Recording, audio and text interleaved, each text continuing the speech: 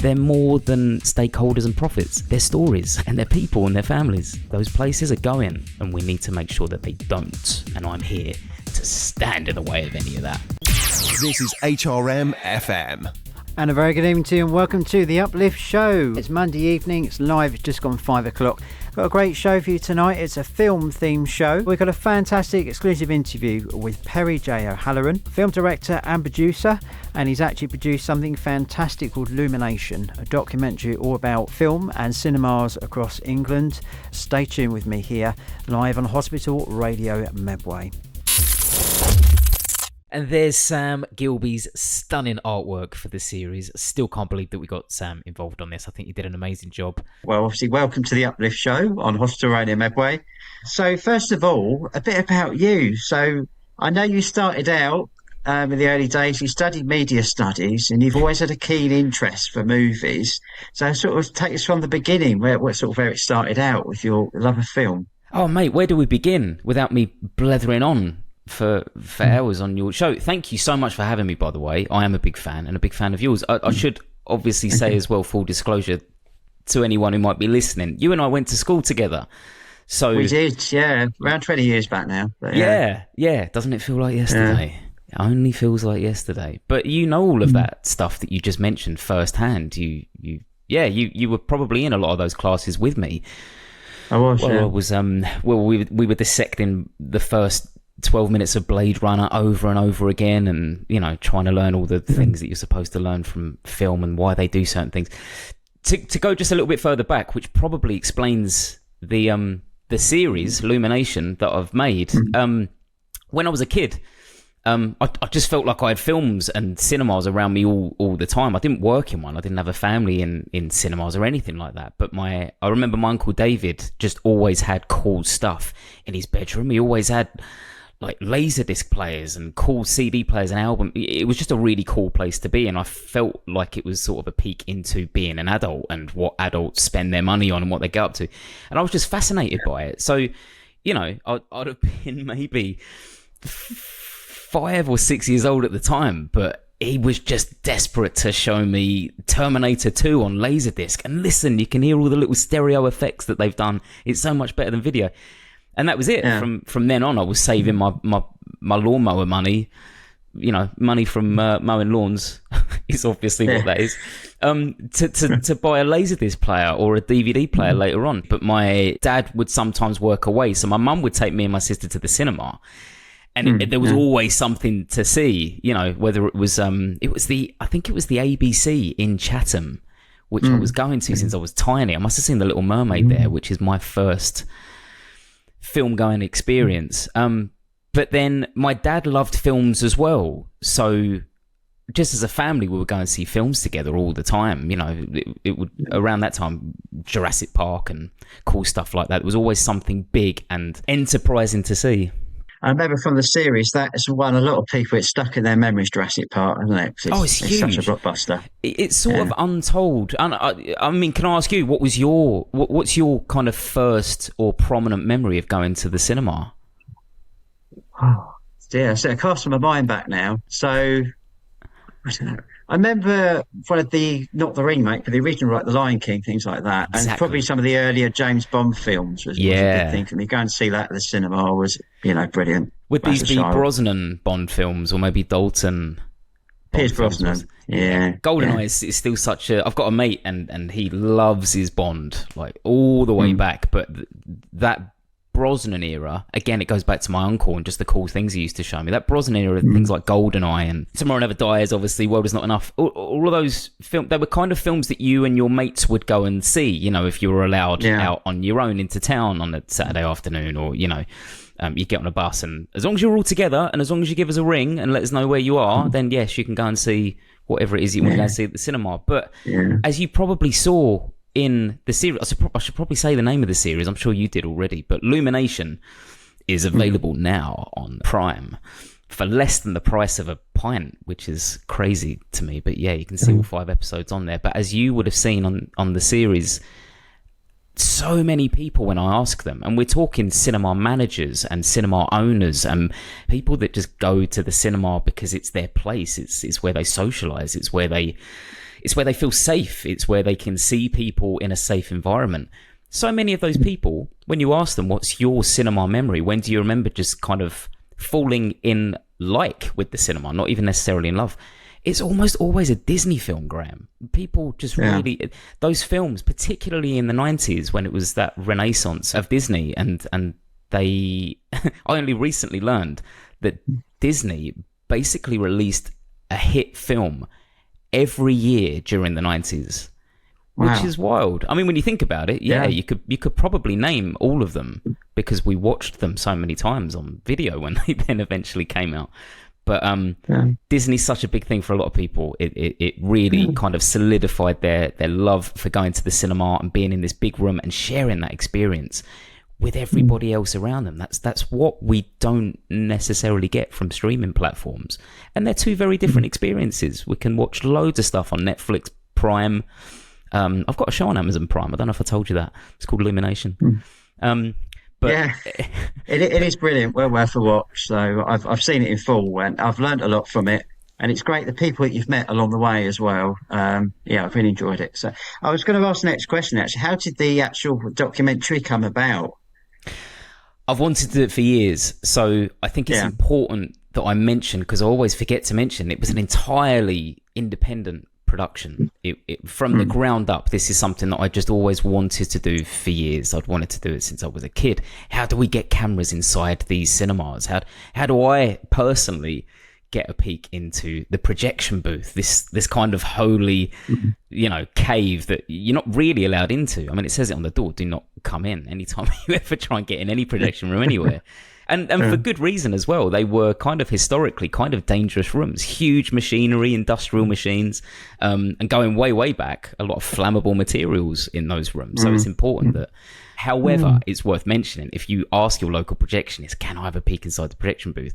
They're almost always all too willing to invite you in and show you around and it's exactly as you imagine a lot of the time. I was just always fascinated by that. How is this machine in that room behind me through this plate of glass literally projecting magic and light onto this big screen in front of me and telling me stories? How lucky am I to live in a time like this where I just get to sit back, relax with my popcorn? I'm a sweet popcorn man. I don't know about you, Graham. Are you sweet or salty? It's got to be sweet. Exactly. Yeah, it's very much a British thing, but I know that there are listeners seething right now because they are either salt or sweet and salty all the way. But it was just always something that I just got wrapped up in just the thought of. So I knew that it was always going to be a challenge. My background is, of course, in TV. Like you said, I did study media studies and film and all those kinds of things when I was at school. I did not go to university. I came straight out of school. I did some traveling. I taught guitar at a summer camp in New York. And then when I came back, I just didn't really like the idea of going back to the classroom. I felt like there were just things I needed to do elsewhere. And whether that was a really naive thing to think I had the capability to do at the time or not, I don't really know. But I felt it was important that I just got out there and met people and learned as much about this thing that I already loved as I could. So I got into TV production. I worked on shows like Basil Brush's Swap Shop and a few years back I produced and directed the reboot of How. I don't know if you remember How. Yeah, that must have been fun. Oh, it was so much fun. Blowing up toilets and just cool. That was all done at Mason Studios. That was brilliant. But as we were making How, literally we were kind of an hour away from putting a crew in a van for us to go and film kids with amazing skills all over the country. COVID happened. It was literally on the news in the office. And they're telling us that we're shutting down the country for a while and nobody can go anywhere or do anything. And obviously we all sat at home and we twiddled our thumbs and, a lot of people got ill and there was some real horrible times during all of that, which I think it's easy for a lot of us to forget. But as we were all trying to decide what we were going to do and how we were going to live our lives from then on, a lot of businesses were still closed. Their doors were closed. And I saw an opportunity to make something that I'd always just felt really passionate about. I'd always wanted to take cameras inside a cinema and just peek behind the scenes. So people have asked me a few times, why did you focus for series 1? Why did you focus on London and the Southeast specifically? And it was logistics. I had no money. I mean, they would call it a shoestring budget, but it was next to no money. I just had a very clear vision of how I wanted this show to look and feel. And it was also part of the reason why I didn't. It sounds silly now to think of how many worthwhile projects people like the BFI and, you know, all of these great film authorities, they do fund big projects for people, but I was so paranoid. I was anxious that the idea would just get changed or morphed into something that I wasn't as big of, you know, oh, we'd love it if we give you X amount of money, will you also go and see this cinema on that cinema on that cinema?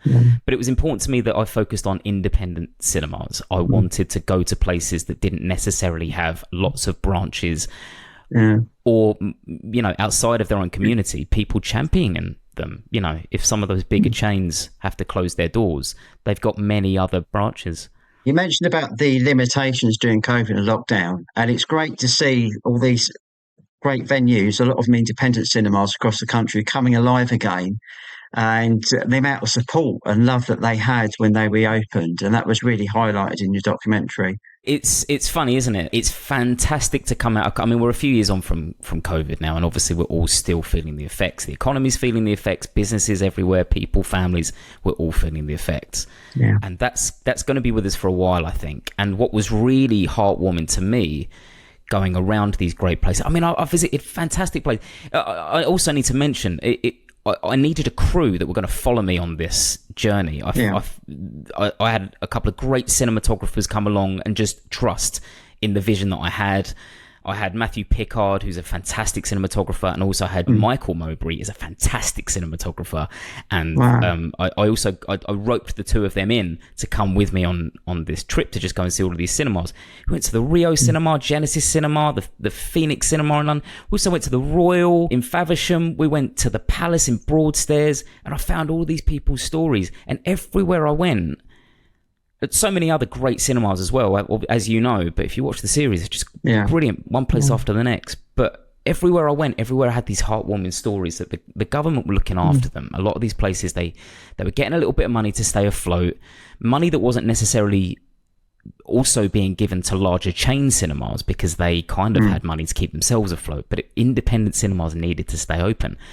And more than a couple of places said, we're not worried. People are going to come back to their cinema for the big hits that we've still got to release once this is all over.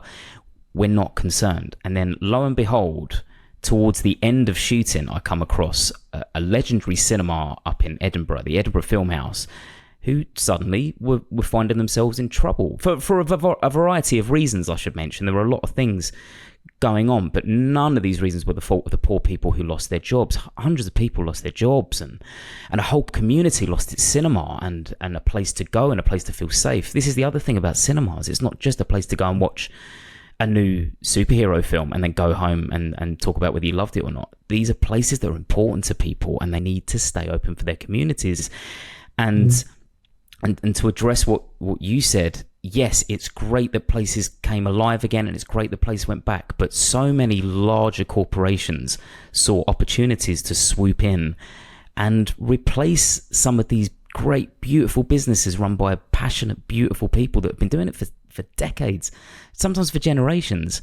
And it's lovely. Bowling is brilliant. And you know, I'm really showing my age, but, you know, Laser Quest and having something to eat in this restaurant or this bar over there. All of these, you know, these places that they build that also have a cinema inside them, they're great. And we need to support those as well, because they're also giving employment opportunities to the community. However, we cannot forget about these places that have always been on the corners of our towns and on our high streets and on our squares, because they're more than stakeholders and profits. They're stories and they're people and their families. And they bring communities together as well, don't they, as highlighted on the show. It's crazy how much these places bring communities together. So many people that enter a cinema building, an independent cinema building, they're not even necessarily going to watch a film. They're going to meet up with their group that week. You know, if you go on meetup.com, there's so many groups on Meetup.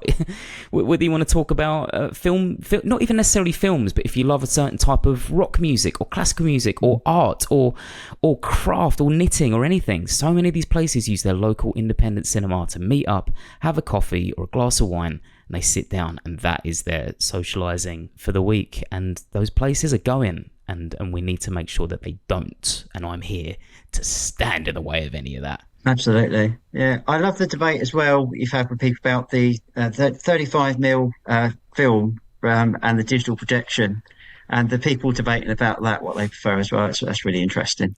Isn't it mad how, I mean, I feel like I was such a Luddite before I did the documentary. I thought, because I grew up watching 35mm films.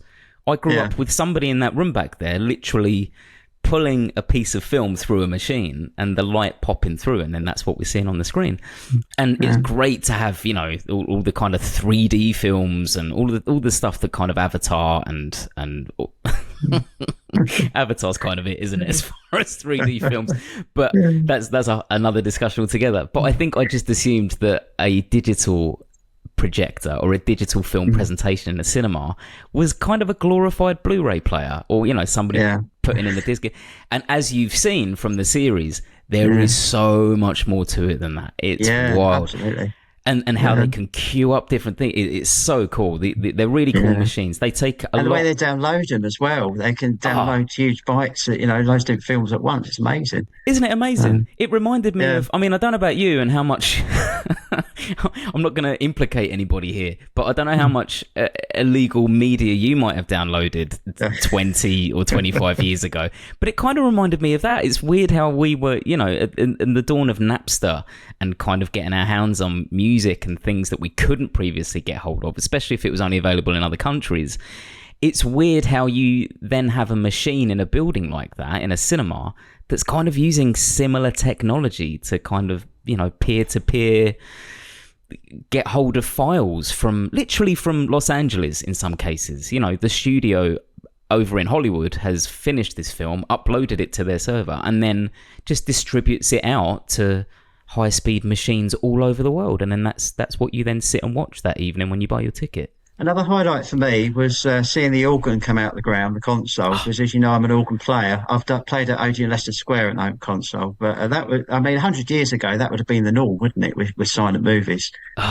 Isn't it just, it's like that romanticising for an era that we never got to experience. There will be people maybe listening who remember that from their own childhood. Maybe they did go to a cinema where an organ came out from nowhere and just somebody started playing it. And I mean, Graham, I did not know that. That's one of the coolest things I've ever heard, that you've played the organ at Odeon Leicester Square.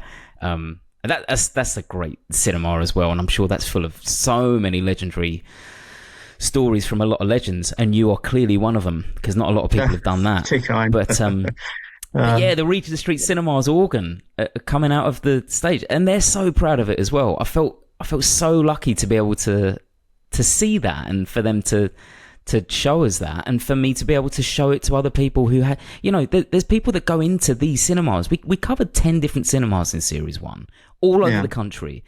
And one of them as well, I need to mention, is Video Odyssey in Liverpool, called by BBC Radio the last remaining video shop in the country, which is just wild. If anybody listening remembers going into their video shop on a Friday or a Saturday night to, you know, just have a browse and rent a film, a very different experience to flicking through Netflix or a streaming platform where, you know, you try and choose a film. And Andy Johnson over at Video Odyssey has recreated that experience and then some. You know, he's got arcade games in there, and he will more than happily give you a tour if you turn up to Video Odyssey in Liverpool. Definitely check that out. It's worth watching Lumination on Amazon Prime just to see that. But like I say, all of these places had secrets that even their longest running customers didn't know were in there. Inside the Rio cinema, there's a whole other cinema in the roof.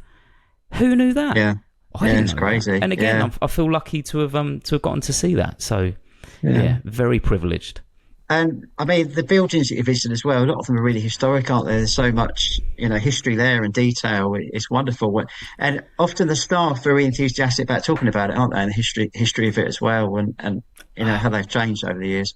They love it. And how lucky am I that that they do love it, and they were so happy and willing to talk about it. And like I say, this was during lockdown. It was between lockdown 1 and 2, which is mentioned at the beginning of every episode. So there were certain things we could do, certain things we couldn't do. We were really restricted by, you know, social distancing and all of that kind of stuff, and we were very, very careful. It was part of the reason that I kept the crew small as well. Later on, I also teamed up with Pete Jones, who helped me shoot a lot of the Edinburgh Filmhouse stuff. He's also just an incredible cinematographer.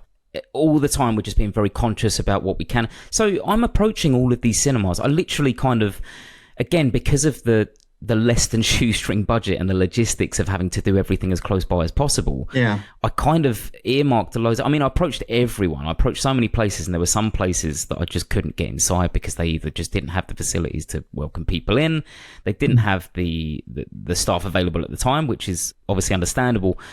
But social distancing, everyone was just so unclear on what you could or couldn't do. And then as soon as I was talking to these places and they're telling me, well, look, we obviously don't have a lot happening at the moment, but if you want to come along and film, and, you know, just nobody's ever brought cameras inside before. That's another huge thing. So many of these places, they've never had cameras on them before, which is astounding to me.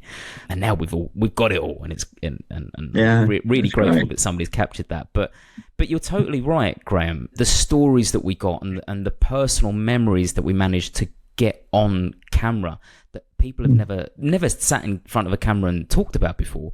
But they've probably never told people before. You know, they've never told people why they work in the industry that they do and why they could have worked somewhere else by now, but they don't. They just love it, and they've got so much passion for what they do.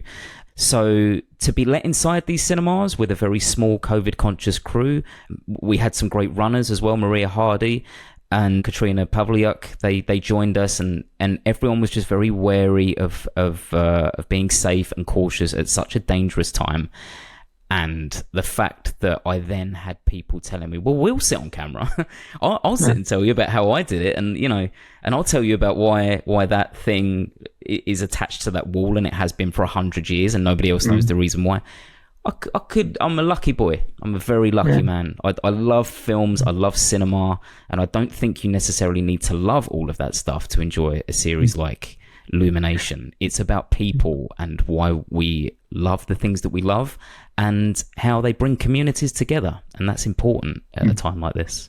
Well, Perry J. O'Halloran, it's been an absolute pleasure chatting with you today, and make sure you do download and watch Lumination, available now everywhere on Amazon Prime. It's been a joy.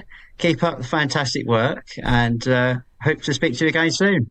Graham, thank you so much. Please, everybody, follow me on social media. I don't have many followers, and I would like some more followers just so that I can blether at everybody else. But also, huge shout out to Uplift Radio, and thank you for having me on, Graham. It's been a pleasure to catch up and to talk to you. Thank you so much.